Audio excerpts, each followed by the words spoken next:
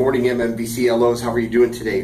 Here's what we're going to cover on our little boot camp session. So let's break this down boot camp style. What we're talking about here is entitlement on a joint loan for two veterans, okay?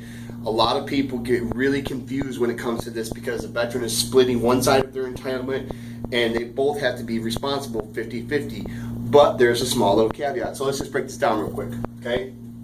Each borrower is responsible for 50% of the loan. That means qualifying ratios, number one, and number two, entitlement. So if I have a $200,000 loan amount, that means borrower one has to be responsible for $100,000 of that when it comes to a qualifying ratio.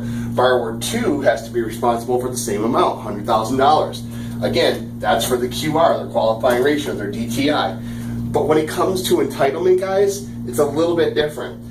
Now, if we have $200,000 loan amount, 25% of that equals our $50,000, right? So that's how much entitlement that we have to have on this loan right now.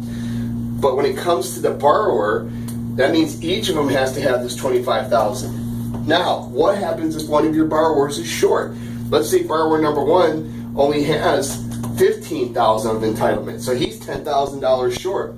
But borrower number two has $35,000 of entitlement.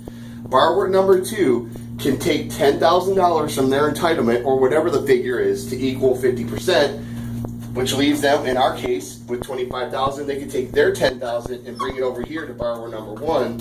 Now we have a complete joint loan.